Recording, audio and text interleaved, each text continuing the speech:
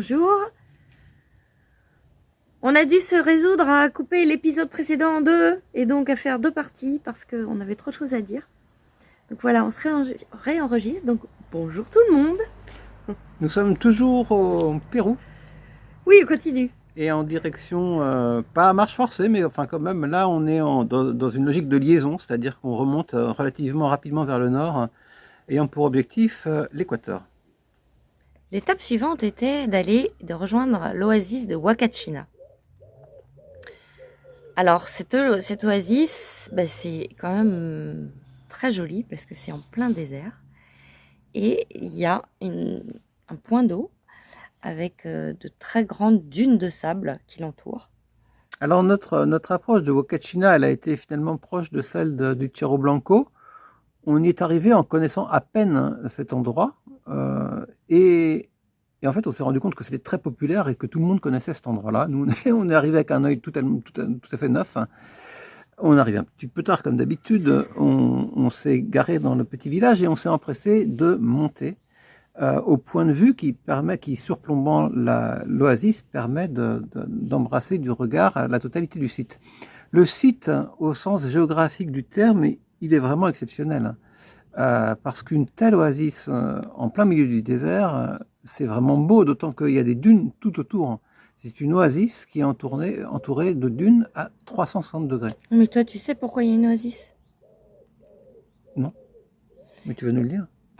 Ouais, parce que y avait une princesse, il y a très très longtemps, qui a perdu son mari à la guerre.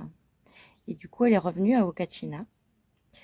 Et elle a pleuré toutes les larmes de son corps.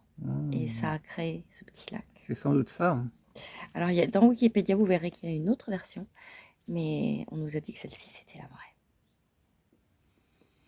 Donc c'est un endroit qui est très populaire parce qu'on peut y faire du sandboard, c'est-à-dire on peut louer une planche, une sorte de luge pour descendre la grande dune une fois qu'on est monté au Bon, nous, on point l'a de pas vue. fait. Nos petits copains belges, oui, mais ils sont plus jeunes. On n'a pas fait ça, on a monté, on peut dire que c'est quand même assez physique de monter. Ouais, mais c'est beau. C'est beau, c'est sympathique. Et puis alors on monte par la crête, comme presque toujours quand on monte sur les dunes, et puis on redescend en dévalant plus ou moins directement dans la pente face à la plus grande ligne de pente. Et on est libre de faire un petit peu ce qu'on veut, on ne dégrade pas la dune, puisque de toute manière le vent qui est très fort là-bas effacera nos traces dès le lendemain. On est un peu gêné, pour être honnête, par les quads, parce que c'est aussi très populaire en fait pour... dans une certaine population de jeunes qui aiment aller faire du quad dans le désert. Donc ça fait un petit peu de bruit, d'autant que le bruit porte, compte tenu de la configuration topographique des lieux. C'est vrai qu'au moment du coucher du soleil, il y a tout le monde sur la dune et il y a aussi tous les quads qui sortent. Et bon, ça fait faut l'accepter. Il y a un changement assez radical d'atmosphère entre la dimension extatique et un petit peu mythique de Nazca et puis cette dimension la plus touristique qu'on retrouve à Huacachina. Mais en tout cas, Huacachina, c'est une très belle oasis qu'on peut recommander. Ouais, en plus, c'est pas un village, hein, c'est vraiment... c'est touristique, mais il y a plein de petits restos vraiment, vraiment sympas. C'est assez joli, j'ai bien aimé.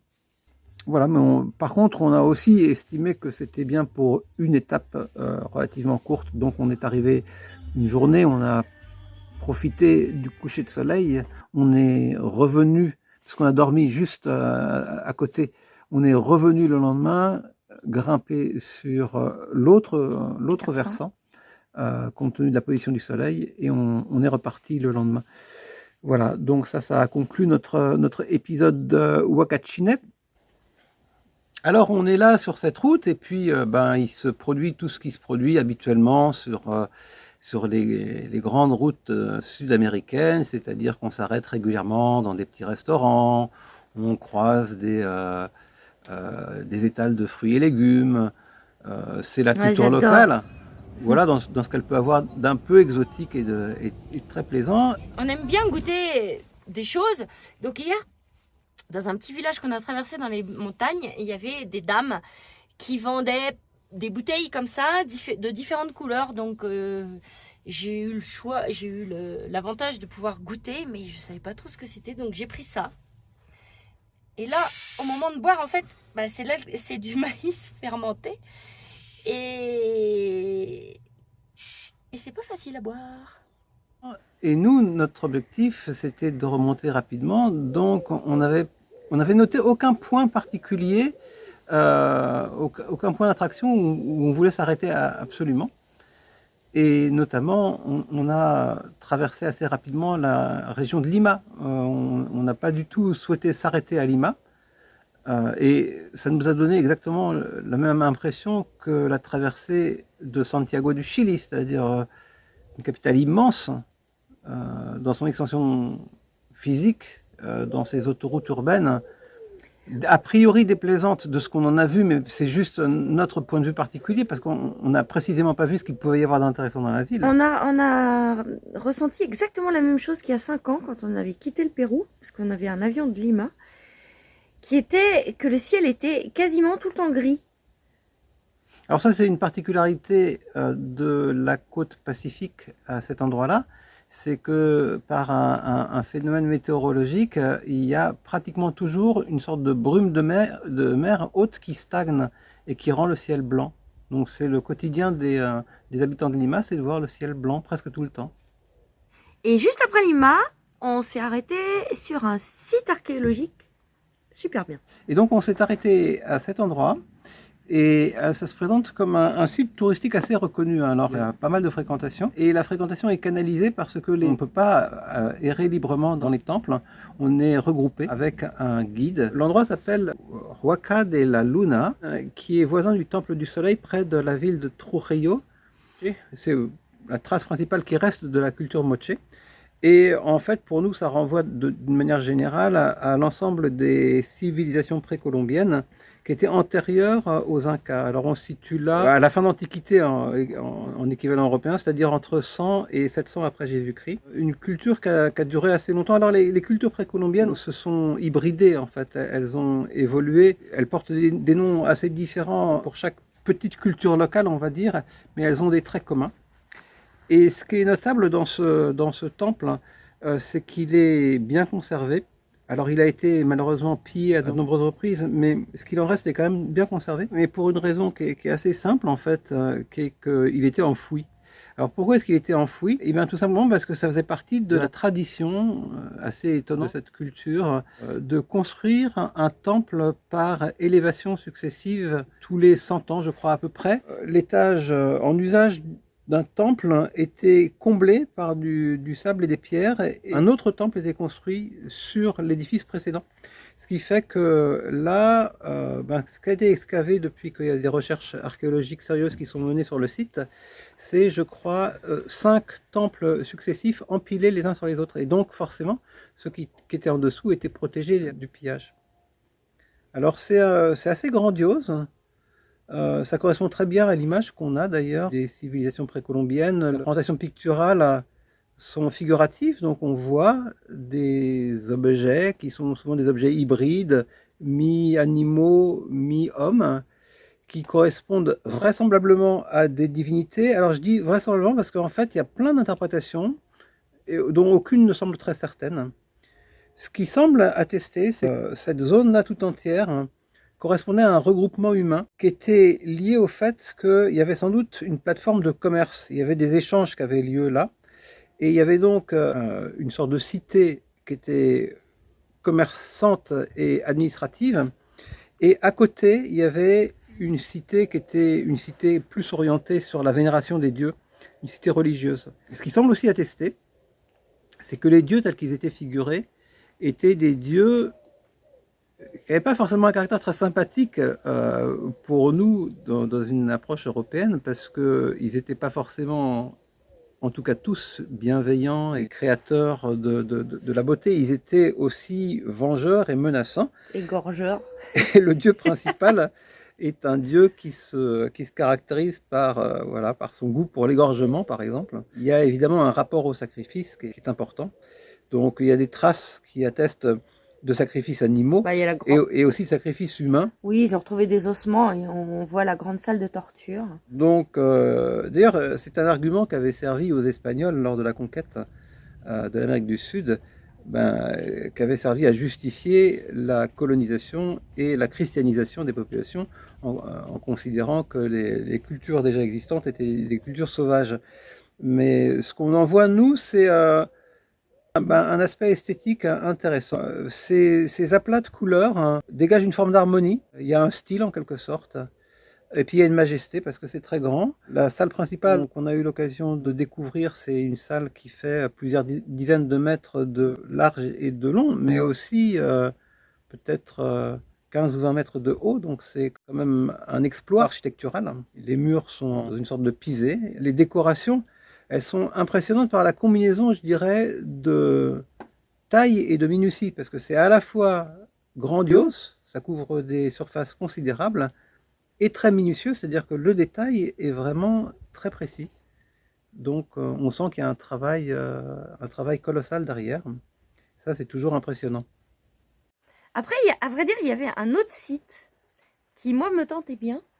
C'était un parc avec des animaux dedans. Sauf que, malheureusement, il faisait très mauvais. Tellement mauvais qu'il y avait le sable qui balayait la route et qu'on ne voyait pas à 10 mètres. Donc on a décidé de ne pas y aller. Il y avait des animaux qu'on n'avait pas vus encore, enfin surtout des oiseaux. La lumière était super blanche. Ça, ah non, vous voyez, de toute façon, vous voyez rien. Ouais. Voilà. Donc on s'est précipité à la frontière en fait, à partir de là.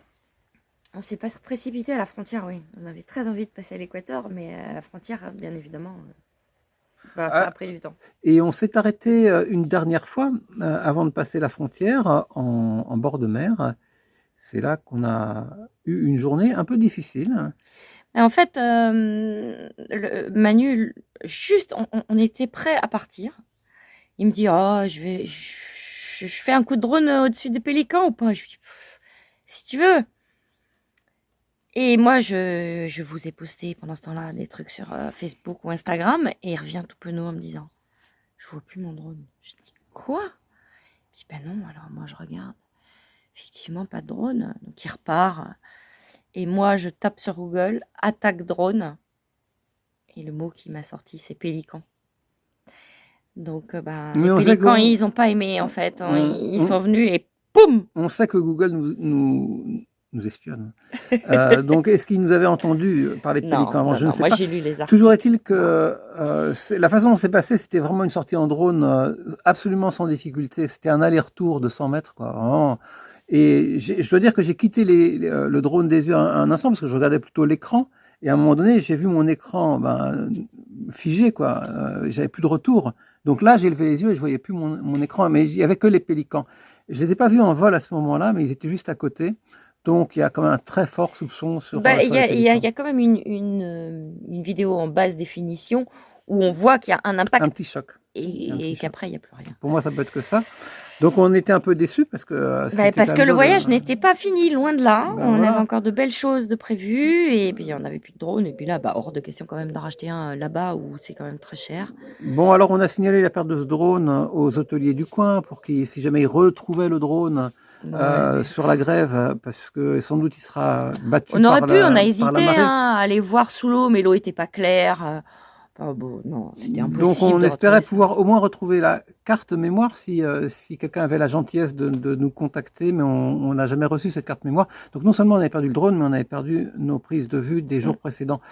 Et alors, un peu déçu quand même par cet épisode, on est reparti et là on s'est ensablé une première fois. On a mis un certain temps à se désensabler, on est reparti. Et là, d'un seul coup, on a vu la température du moteur qui est passée au-dessus de 100 degrés. C'est la première fois. On a dû vous dire, mais qu'on a depuis l'Afrique... un petit voyant numérique de température. Voilà. Et on sait que dès qu'on part, il est à 60, 65. Et sa vitesse de croisière, c'est 85 degrés. Le garagiste nous a installé ça. C'est super pratique. Ça marche très, très bien. Et tout d'un coup, il est passé au-dessus de 100 degrés. On s'est dit, mon Dieu, mon Dieu, mon Dieu. On s'est vite garé. Bon, on s'est arrêté en fait, puisqu'il n'y avait personne.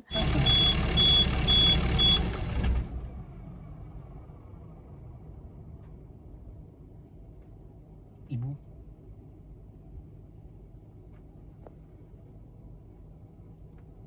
J'ai pas fait attention.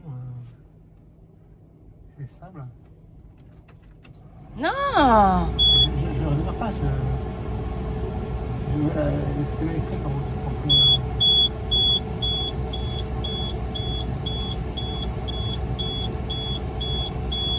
Là, il a redescendu pas mal. Bah, il monte toujours là, il est à 108. Hein.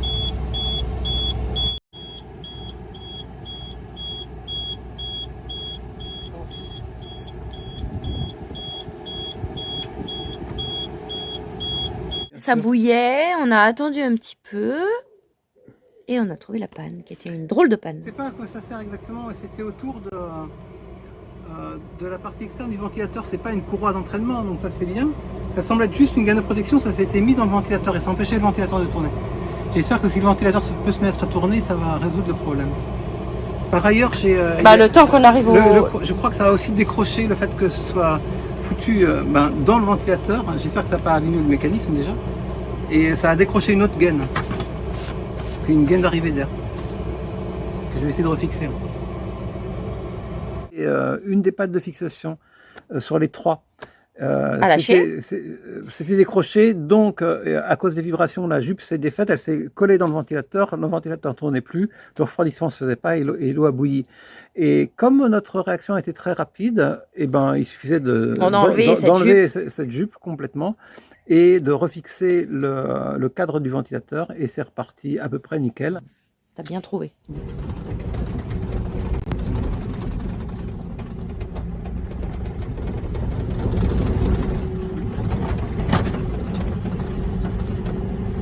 Voilà, et donc en fait, on va conclure là cette vidéo qui couvre une période d'environ une dizaine de jours, je pense. Bon, bah, c'est un peu une évidence de dire que le Pérou, c'est un pays qui est très riche sur le plan touristique. Mais c'est vrai, il était temps pour nous, parce que, eh ben, on se rapprochait de la fin de notre périple, de ce segment de notre périple, de passer en Équateur. Et on angoissait un peu, comme à chaque fois, à chaque passage de frontière. On n'aime pas ça, et en fait... la réalité nous a donné raison, c'était encore un passage désagréable qui nous attendait. Mais avant de passer la frontière, moi je voudrais vous parler d'un truc un peu bizarre en Équateur, c'est que la plupart des publicités, mais surtout celles qui concernent le lavage de voitures, comportent des jeunes femmes excessivement sexy. Donc moi je trouve ça surprenant, je ne sais pas à quoi ça correspond, mais peut-être qu'on devrait demander aux messieurs qui nous regardent. Donc, parce que... il sait plein de trucs, ce gars. Mais il est excessivement têtu. Il avait décidé qu'on pouvait passer la frontière en ayant 2 doses de vaccin. Voilà, alors monsieur, il avait lu sur Internet que c'était possible, etc. Je lui dis ok. Non, mais attends, le problème, c'est que en France, on était considéré comme... Mais on n'est pas en France, on était au Pérou. Non, mais la question, c'est que on peut passer la frontière si on peut justifier d'une vaccination dite complète. Or, on est citoyen français et du point de vue du droit français, on était considéré à cette époque comme étant complètement vacciné si on avait 2 doses, ce qui est notre cas, et on avait encore, je crois, 7 mois ou 8 mois, je ne sais pas, après la date, ou 9 mois après la date de la 2e dose. On était dans ce cas-là. Donc je pensais qu'il fallait tenter notre chance pour aller à la frontière et dire voilà, on a le droit de passer parce qu'on a une vaccination complète. Dans ce pays-là, ils considèrent qu'une vaccination est complète quand on a 3 doses. Donc ils nous ont dit non. On ne savait pas du tout de quel droit on ressortissait. On ne savait pas si on ressortissait du droit local ou si on ressortissait de notre droit national. Du point de vue de ce libellé particulier, vaccination complète. Quand on est arrivé à la douane, ils nous ont dit, vous avez vos 3 doses, je sais pas quoi. On a dit non, donc ils nous ont envoyés dans un bureau. Et là, il y avait 2 guichets. Donc moi, on m'appelle à un guichet, Emmanuel au guichet d'à côté. Et le gars voit sur mon pass sanitaire qu'il y avait 2 doses. Il regarde son supérieur qui fait... donc, il me met un tampon.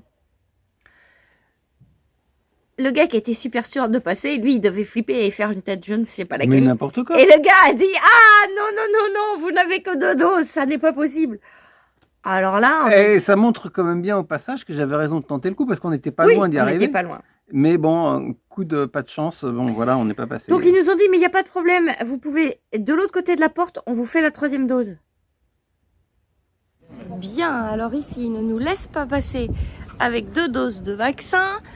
Et donc, on est côté Équateur. Et donc, il faut qu'on aille passer un test PCR parce que là, on a la possibilité de faire un vaccin que je ne connais absolument pas. Et je refuse catégoriquement, même si Manu n'est pas content, de me faire injecter ce vaccin. Du coup, on va trouver une solution. A priori, même si on est en Équateur, on peut aller à la ville la plus proche sans les papiers. Voilà où on en est. Et on était donc, on passe la frontière, on est en toute liberté en Équateur, on aurait pu faire ce qu'on voulait. On n'avait pas le temps pour entrer, il est vrai. Mais Oui, tu pouvais plus sortir en fait. non, on aurait eu du mal à ressortir peut-être. Mais on a eu parfaitement le droit de passer plusieurs heures en Équateur, faire notre test, attendre les résultats du test et revenir à la frontière. Bref, finalement, On est allé dans la petite ville d'à côté. ce qui était un peu irritant au début, s'est On a eu transformé du mal parce que... Non, mais attends. Mais en toi, épisode plutôt sympathique. Hein.